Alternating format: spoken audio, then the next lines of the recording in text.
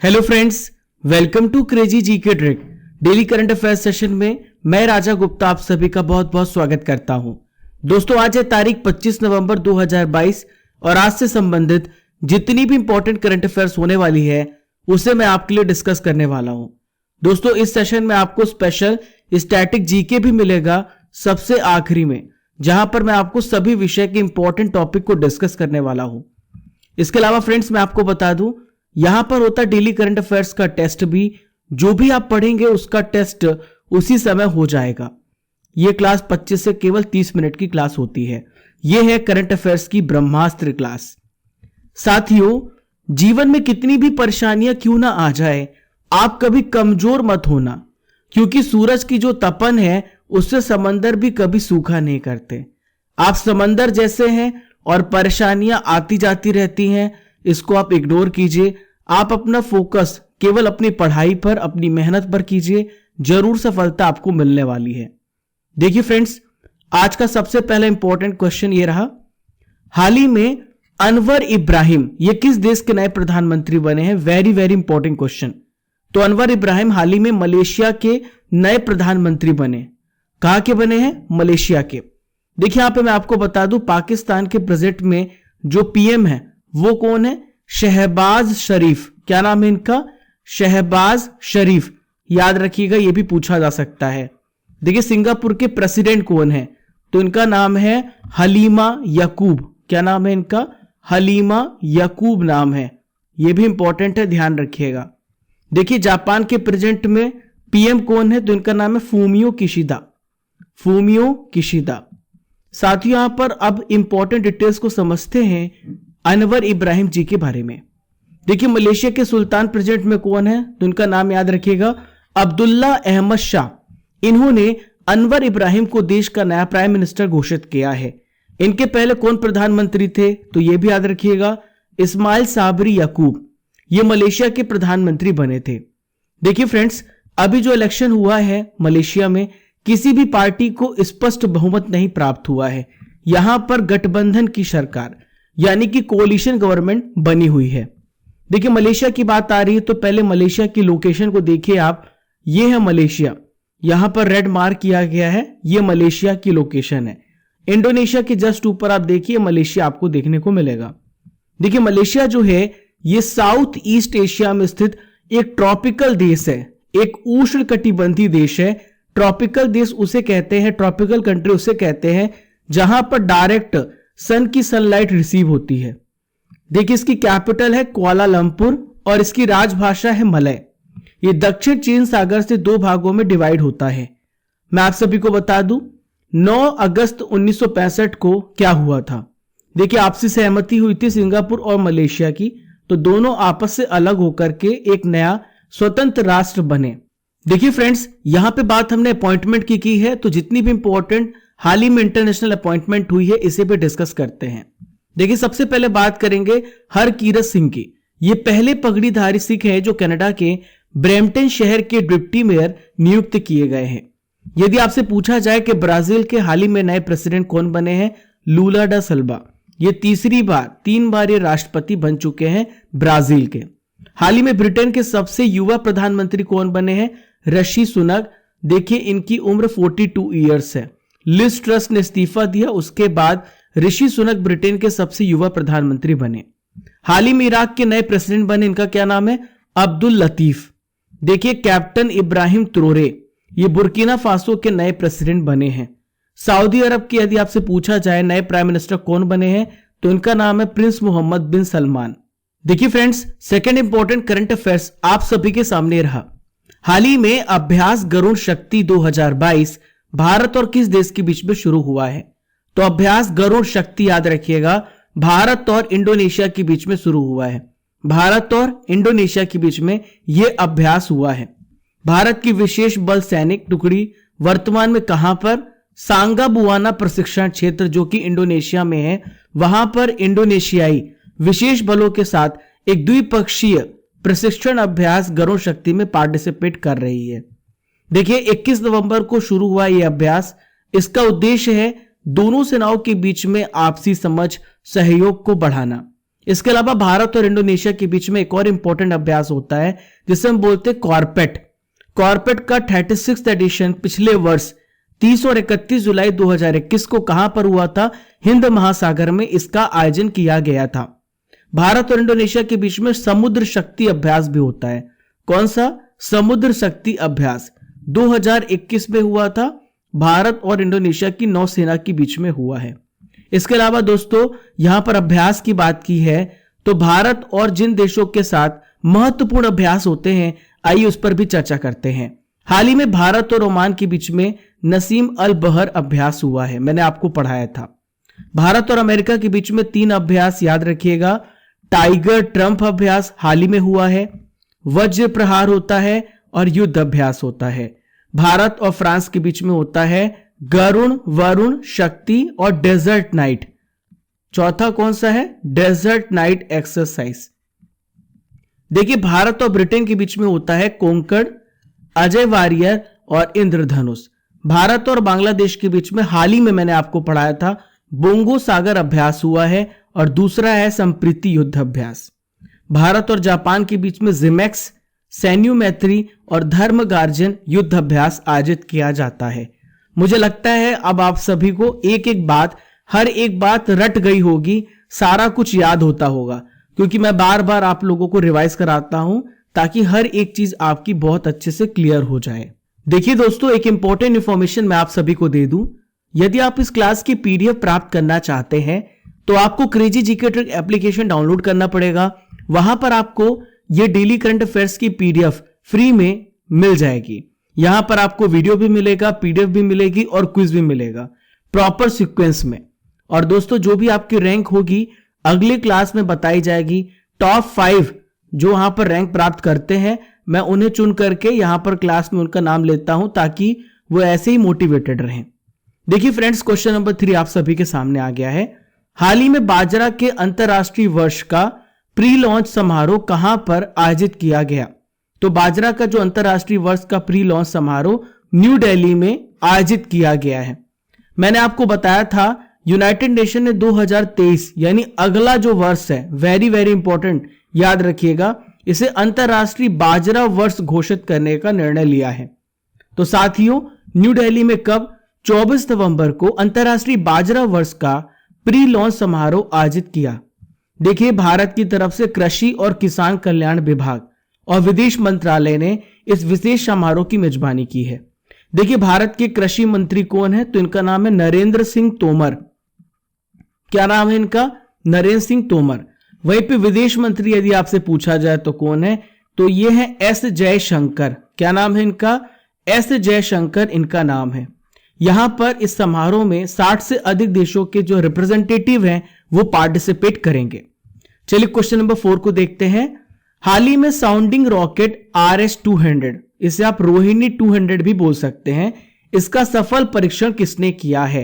तो sounding rocket Rohini 200 का सफल परीक्षण किया है इसरो ने। देखिए इसरो जो है ये भारत की स्पेस एजेंसी है, नासा जो है ये अमेरिका की स्पेस एजेंसी है और CNSA जो है ये चाइना की स्पेस एजेंसी है, रोसकोसमोस जो है ये रशिया की स्पेस एजेंसी है। मैंने आपको सारे महत्वपूर्ण स्पेस एजेंसियों के बारे में बता दिया है। तो देखिए इसरो का बहुमुखी साउंडिंग रॉकेट जो है कहां से?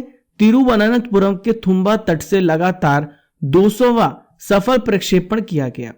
RS का मतलब होता है दोस्तों रोहिणी। इसका उपयोग किसमें किया जाता है? वेदर इंफॉर्मेशन को कलेक्ट करने के लिए, खगोल विज्ञान के बारे में और अंतरिक्ष भौतिकी के लिए किया जाता है। दोस्तों साउंडिंग रॉकेट को वैज्ञानिक प्रयोग करने के लिए उपयोग किया जाता है। देखिए सतीश धवन अंतरिक्ष केंद्र जो कि कहां पर है? आंध्र प्रदेश के श्रीहरिकोटा में है। ये एक इंपॉर्टेंट इंफॉर्मेशन आप जानिएगा, ये पूछा जाता है। तो यहां से मोस्टली सारी लॉन्चिंग की जाती है। इसके अलावा मैं आपको बता दूं भारत के जो स्पेस के जनक माने जाते हैं, फादर ऑफ स्पेस कहे जाते हैं, तो ये विक्रम साराभाई 1963 से लेकर 1972 तक भारतीय अंतरिक्ष संगठन इसरो के ये सबसे पहले अध्यक्ष रहे हैं। इसरो की बात करें तो प्रेजेंट में इसके अध्यक्ष हैं S सोमनाथ। किस नंबर के अध्यक्ष हैं? तो 10वें नंबर के अध्यक्ष हैं। इनका हेडक्वार्टर कहां पे देखिए, इसरो का बेंगलुरु में है। 1969 को इसकी स्थापना हुई है। आंध्र प्रदेश के श्रीहरिकोटा से क्या होता है, जितने भी रॉकेट हैं लॉन्च किए जाते हैं, वहां पर है सतीश धवन अंतरिक्ष केंद्र। साथ ही यहां पर इसरो की बात कर रहे हैं तो हाल ही में जितनी भी महत्वपूर्ण घटनाएं इसरो के द्वारा की गई हैं जो आपसे पूछी जा सकती हैं, उसे भी डिस्कस करते हैं। तो भारत का सबसे पहला प्राइवेट तौर पर लॉन्च किए जाने वाला रॉकेट का नाम क्या है, तो यह है विक्रम एस। स्काई रूट के द्वारा हाल ही में लॉन्च किया गया है, यह आप याद रखिएगा। अगले साल जून में चंद्रयान 3 को प्रक्षेपित किया जाएगा, ठीक है, याद रहेगा आपको, 2023 में। इसरो के द्वारा वैश्विक संचार नेटवर्क वन वेब के 36 उपग्रह को हाल ही में लॉन्च किया गया है। देखिए वन वेब जो है ये लंदन बेस्ड कंपनी है। कहां की कंपनी है? लंदन बेस्ड कंपनी है। और भारत ने इसके 36 कम्युनिकेशन सैटेलाइट को लॉन्च किया है, मैंने आपको पढ़ाया था। देखिए गगनयान मिशन के लिए इसरो के द्वारा हाल ही में एक डिजाइन किया गया है और एक ह्यूमनॉइड व्योमित्र नाम का रोबोट डेवलप किया गया है। इसका नाम क्या है? व्योमित्र। चलिए दोस्तों आइए देखते हैं क्वेश्चन नंबर 5। तो क्वेश्चन नंबर 5 आप सभी के सामने रहा। हाल ही में भारतीय नौसेना का हिंद प्रशांत क्षेत्रीय संवाद 2022 ये कहां पर शुरू हुआ है? तो भारतीय नौसेना का हिंद प्रशांत क्षेत्रीय संवाद शुरू हुआ है न्यू दिल्ली में। कहां पर? न्यू दिल्ली में शुरू हुआ है। देखिए इसका मेन उद्देश्य क्या है? हिंद प्रशांत क्षेत्र से जुड़े समुद्री मुद्दों पर विचार विमर्श करना। भारत के रक्षा राज्य मंत्री कौन है? तो उनका नाम है अजय भट्ट। इन्होंने कहा है कि भारत समुद्र से जुड़ी चुनौतियों का सामना करने के लिए पूरी तरीके से तैयार है और इसके लिए भारत हमेशा रणनीति बनाता रहता है। इन्होंने देश की समुद्री क्षमता बढ़ाने, सागर संपदा के सतत प्रबंधन और सैन्य क्षमता यानी आर्मी की कैपेसिटी को बढ़ाने पर बल दिया है। देखिए भारतीय नौसेना की बात आई है तो मैं आपको बता दूं 26 जनवरी 1950 को भारतीय नौसेना की स्थापना हुई है। किस मंत्रालय के अंतर्गत आता है? तो भारत के सेंट्रल डिफेंस मिनिस्ट्री के अंतर्गत आता है। भारत के प्रेजेंट में रक्षा मंत्री हैं राजनाथ सिंह। राष्ट्रपति नौसेना का कौन होता है? सर्वोच्च कमांडर होता है। तीनों सेनाओं का सर्वोच्च कमांडर होता है। प्रेजेंट में नौसेना अध्यक्ष कौन है? Admiral R Hari Kumar. और हर वर्ष 4 दिसंबर को मनाया जाता है नौसेना दिवस। देखिए आज की नॉलेज की फैक्ट्री में 2022 की प्रमुख योजनाओं को यहां पर हम डिस्कस करेंगे। तो हाल ही में मैंने आपको पढ़ाया था बाजरा मिशन के बारे में, जो कि असम सरकार के द्वारा लॉन्च किया गया है। इसके अलावा ओडिशा राज्य ने हाल ही में बाजरा दिवस मनाने की भी घोषणा की थी। देखिए अगली योजना है लखपति दीदी योजना। दोस्तों उत्तराखंड राज्य के द्वारा शुरू की गई है। इसका यह लक्ष्य है महिलाओं को सशक्त करना। ऐसी महिलाएं जो स्वयं सहायता समूह से जुड़ी हुई हैं उन्हें लखपति बनाने का लक्ष्य है। 1,25,000 महिलाओं को लखपति बनाना है, आर्थिक रूप से मजबूत करना है, यह लखपति दीदी योजना। इसके अलावा अगली योजना है महात्मा गांधी ग्रामीण औद्योगिक पार्क योजना, जो कि छत्तीसगढ़ राज्य के द्वारा शुरू की गई है। मुख्यमंत्री मत्स्य विकास योजना मध्य प्रदेश सरकार के द्वारा लॉन्च की गई ताकि ज्यादा से ज्यादा मछलियों का पालन किया जा सके अच्छे तरीके से और इसका उत्पादन किया जा सके। फसल अवशेष प्रबंधन योजना मध्य प्रदेश सरकार के द्वारा लॉन्च किया गया है। आप सभी को पता है कि फसल प्राप्त करने के बाद जो अवशेष बचता है उसे जला दिया जाता है, लेकिन जलाने की बजाय हम उसका इस्तेमाल गायों को या फिर जानवरों को चारे के रूप में कर सकते हैं और भी तरीके से हम इसको बाजार में सप्लाई कर सकते हैं। इससे किसानों की आय और बढ़ जाएगी और पर्यावरण में प्रदूषण भी नहीं फैलेगा। इसे कहते हैं फसल अवशेष प्रबंधन योजना।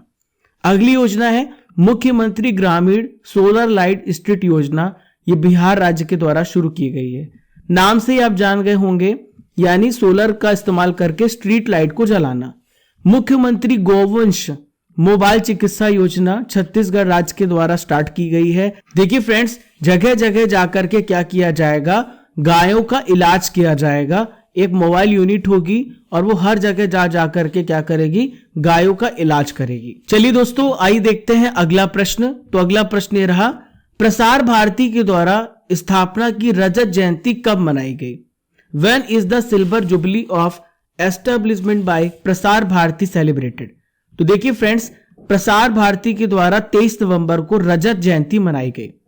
16 नवंबर को भी जान लेते कौन सा दिवस मनाया जाता है, नेशनल प्रेस डे मनाया जाता है, मैंने आपको पढ़ाया था।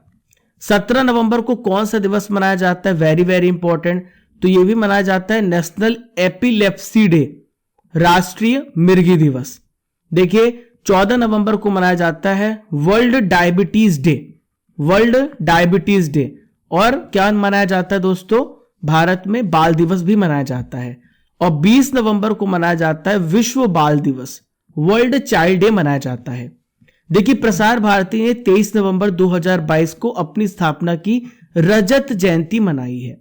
1997 में इस दिन यह संसद के एक अधिनियम के द्वारा स्टैट्यूटरी इंडिपेंडेंट बॉडी के रूप में अस्तित्व में आया था। इसमें दूरदर्शन और ऑल इंडिया रेडियो भी शामिल है। दोस्तों इसका हेडक्वार्टर कहां पर है, न्यू दिल्ली में है। हाल ही में मैंने आपको पढ़ाया था कि प्रसार भारती के नए सीईओ बने हैं, इनका नाम है गौरव द्विवेदी। क्या नाम है इनका, गौरव द्विवेदी नाम है। देखिए फ्रेंड्स क्वेश्चन नंबर 7 आप सभी के सामने रहा, वेरी वेरी इंपॉर्टेंट क्वेश्चन, ध्यान से सुनिएगा। हाल ही में दुनिया के सबसे पहले विकलांग अंतरिक्ष यात्री कौन बने हैं, वेरी वेरी इंपॉर्टेंट क्वेश्चन। तो दुनिया के सबसे पहले डिसेबल्ड एस्ट्रोनॉट बने हैं जॉन मैकफॉल। क्या नाम है इनका, जॉन मैकफॉल। ये है सबसे पहले पैरा एस्ट्रोनॉट। 23 नवंबर 2022 को यूरोपीय अंतरिक्ष एजेंसी ने इनके नाम की घोषणा की है।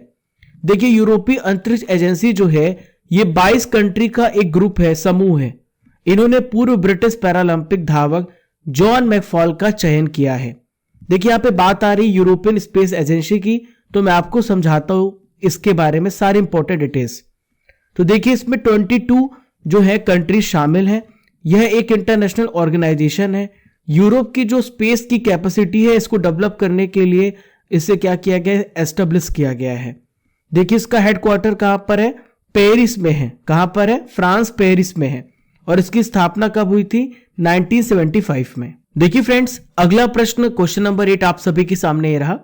हाल ही में तेंजिंग नोर्गे एडवेंचर अवार्ड 2021 की घोषणा की गई, तो ये अवार्ड किसे प्रदान किए गए हैं, तो ये award Tenzing Norgay adventure award जो है उपरोक्त सभी को प्रदान किए गए हैं। नैना धाकड़, शुभम धनंजय वनमाली, कुंवर भवानी सिंह समेयाल, इन तीनों व्यक्तियों को मिला है तेंजिंग नोर्गे एडवेंचर अवार्ड। अब आइए समझते हैं कि क्या है तेंजिंग नोर्गे एडवेंचर अवार्ड। तो देखिए सबसे पहले जानिए कि इस अवार्ड की घोषणा किसने की है, किसके द्वारा दिया गया है। केंद्रीय युवा कार्यक्रम और खेल मंत्रालय के द्वारा। भारत में प्रेजेंट में स्पोर्ट्स मिनिस्टर है अनुराग ठाकुर।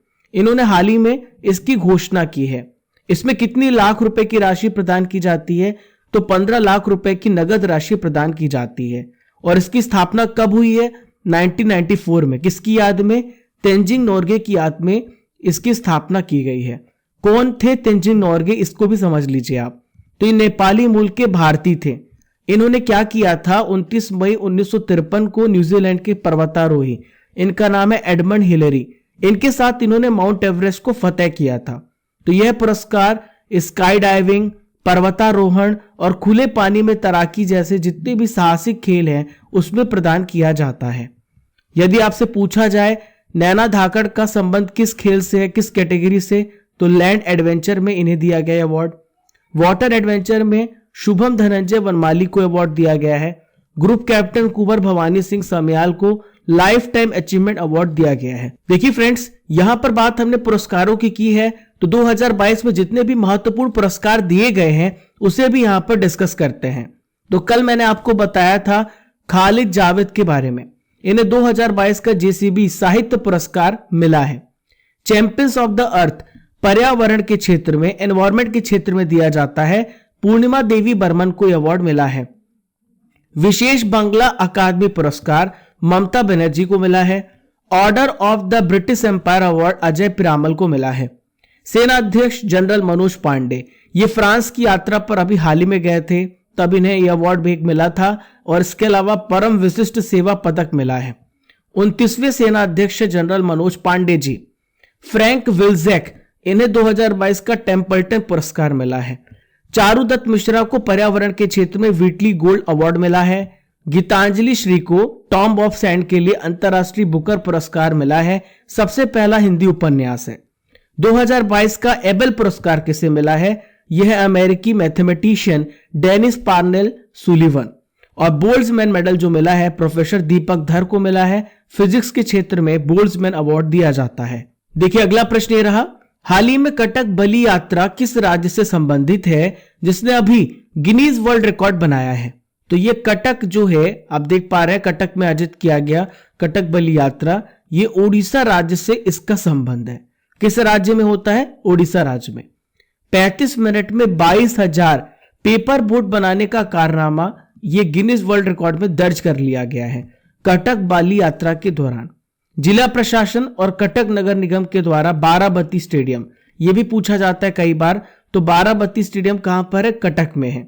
यहां पर एक कार्यक्रम आयोजित किया गया जिसमें 22 डिफरेंट स्कूल के 2100 से अधिक स्टूडेंट्स ने कागज की नाव बनाकर एक वर्ल्ड रिकॉर्ड बनाया है। कटक की जो बलि यात्रा है राज्य के सबसे बड़े ओपन एयर व्यापार मेले के लिए विश्व रिकॉर्ड को वैश्विक मान्यता प्रदान करने का प्रयास इसमें किया गया था। देखिए फ्रेंड्स, आज का आखिरी प्रश्न आप सभी के सामने, हाल ही में अर्बन गबरू के ब्रांड एम्बेसडर कौन बने हैं? तो अर्बन गबरू के ब्रांड एम्बेसडर हाल ही में बने हैं सूर्य कुमार यादव। भारत के स्टार प्लेयर हैं सूर्य कुमार यादव। दोस्तों T20 में सबसे पहला नंबर किसका है? सूर्य कुमार यादव का है। मेंस ग्रूमिंग ब्रांड है अर्बन गबरू। यदि आपसे पूछा जाए तो आप बताएं, ये मेंस ग्रूमिंग ब्रांड है अर्बन गबरू। भारत के स्टार क्रिकेटर सूर्य कुमार यादव को अपना नया ब्रांड एम्बेसडर बनाया है। देखिए अर्बन गबरू जो है ग्रूमिंग रेंज का प्रचार करने के लिए इन्होंने ब्रांड एम्बेसडर किसे चुना है? सूर्य कुमार यादव को चुना है। देखिए हाल ही में जो बनाए गए इंपॉर्टेंट ब्रांड एम्बेसडर हैं उन्हें भी यहां पर चर्चा करते हैं। नीरज चोपड़ा भाला फेंक खिलाड़ी, इन्हें स्विट्जरलैंड के फ्रेंडशिप एम्बेसडर का ब्रांड एम्बेसडर बनाया गया है। नेत्रहीनों के लिए जो ब्लाइंड हैं उनके लिए T20 का वर्ल्ड कप होने वाला है, युवराज सिंह इसके ब्रांड एम्बेसडर बनाए गए हैं। बंधन बैंक के ब्रांड एम्बेसडर सौरभ गांगुली बनाए गए हैं। स्मृति मंधाना को गल्फ ऑयल लुब्रिकेंट्स का ब्रांड एम्बेसडर बनाया गया है। मैक्स लाइफ इंश्योरेंस के ब्रांड एम्बेसडर रोहित शर्मा और उनकी पत्नी रितिका सचदेव बनी हैं। हाल ही में लियोनेल मेसी जो कि अर्जेंटीना के प्लेयर हैं, बायजूस ने इनको अपना ब्रांड एम्बेसडर बनाया है। दोस्तों अब बारी है करंट अफेयर्स की रसमलाई, यानी 2022 की इंपॉर्टेंट करंट अफेयर्स की। मैं बाहर हूं कुछ दिनों के लिए, इसलिए करंट अफेयर्स इस फॉर्मेट में आपको दे रहा हूं। मुझे करंट अफेयर्स आप सभी को जिंदगी भर प्रदान करना है। जो कमिटमेंट मैंने आपसे किया है उसको मुझे निभाना है। तो देखिए सबसे पहला प्रश्न ये रहा, चाबहार दिवस सम्मेलन का उद्घाटन कहां पर किया गया? तो कहां पर किया गया? मुंबई में। भारत ओमान संयुक्त सैन्य अभ्यास अल नज़ा 4 किस राज्य में हुआ है? राजस्थान राज्य में। भारत निर्वाचन आयोग ने कितने वर्ष की आयु के नागरिकों को मतदाता सूची में नामांकन करने की अनुमति दे दी है? तो 17 वर्ष की आयु। महिला यूरो चैंपियनशिप जो कि फुटबॉल का टूर्नामेंट है, हाल ही में किसने जीता है? Very very important question, England ने इसे जीता है। विधानसभा बैठकों के मामले में कौन सा राज्य सबसे ऊपर है? तो यह राज्य है केरल राज्य। दोस्तों 10 प्रश्न अब आने वाले हैं। आपने पूरा करंट अफेयर्स बहुत अच्छे से पढ़ा है, अब आपका होगा टेस्ट। मलेशिया की कैपिटल क्या है? तो मलेशिया की कैपिटल है कुआलालंपुर। ऋषि सुनक हाल ही में किस देश के प्रधानमंत्री बने हैं? ब्रिटेन के प्रधानमंत्री बने हैं। अभ्यास गरुड़ शक्ति भारत और किस देश के बीच में होता है? इंडोनेशिया और भारत के बीच में। यदि अभ्यास गरुड़ पूछे तो भारत और फ्रांस के बीच में होता है। वज्र प्रहार युद्ध अभ्यास भारत और किस देश के बीच में होता है? भारत और अमेरिका के बीच में होता है। 2023 का जो वर्ष है किस रूप में जाना जाएगा? तो यह है यूनाइटेड नेशन के द्वारा घोषित बाजरा वर्ष। विश्व स्तर पर मिलेट का 5वां सबसे बड़ा निर्यातक यानी एक्सपोर्टर देश बना है, तो यह है हमारा भारत। इसरो की स्थापना किस वर्ष की गई? 1969 में। इसरो के द्वारा लॉन्च की गई सबसे पहली निजी रॉकेट का नाम क्या है? तो इसका नाम है विक्रम एस।